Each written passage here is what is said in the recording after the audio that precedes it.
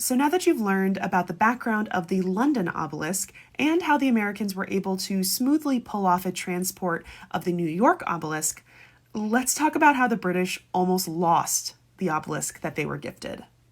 Again, it was gifted in 1819, but the British didn't want to fund its transport until 1877. This is when a distinguished anatomist and dermatologist named William James Erasmus Wilson sponsored its transportation for £10,000, the equivalent of £1 million in 2020. Hysterically, even though the British had been given this obelisk first, the United States was actually able to obtain their obelisk first. The New York City obelisk was installed on the October 2nd, 1877, and the London obelisk didn't even leave Egypt until early October. So how did it get to London? First, it had to be dug out of the sand, which it had been buried in for about 2,000 years. Next, it was encased in a great iron cylinder, which was 92 feet long and 16 feet in diameter, and this was dubbed the Cleopatra. It had been shipped to Alexandria in separate pieces and then built around the obelisk. It had a vertical stem and stern, a rudder, a mast for balancing sails, and a deck house. While this all sounds like they just built a ship around the obelisk, this was not strictly meant for sailing on its own. It was meant to be a floating pontoon, which was supposed to be towed by a ship called the Olga.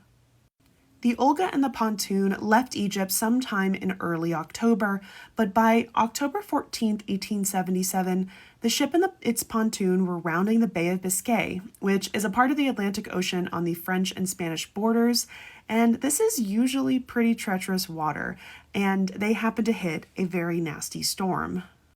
The Cleopatra began wildly rolling in the waves, and the Olga sent out a rescue boat with 6 volunteers, but that capsized, and all 6 crewmen were lost.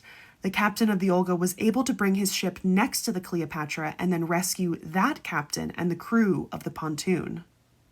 Interestingly, the captain reported that the Cleopatra was abandoned and sinking, but it actually stayed afloat and then drifted into the bay. It was found later by Spanish trawler boats, who might have actually taken it captive for a bit. That's a little bit unclear. It was then rescued by a Glasgow steamer ship and then taken to Spain for repairs.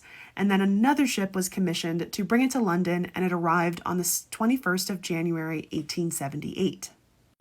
The original proposed location of the obelisk was in front of the House of Parliament, where they had actually put a wooden replica to kind of get a feel of what it would look like, but then that was totally rejected, and they put it on the Victoria Embankment on the 12th of September, 1878. I hope y'all enjoyed that, and I've already prepared some videos on obelisks in and out of Egypt.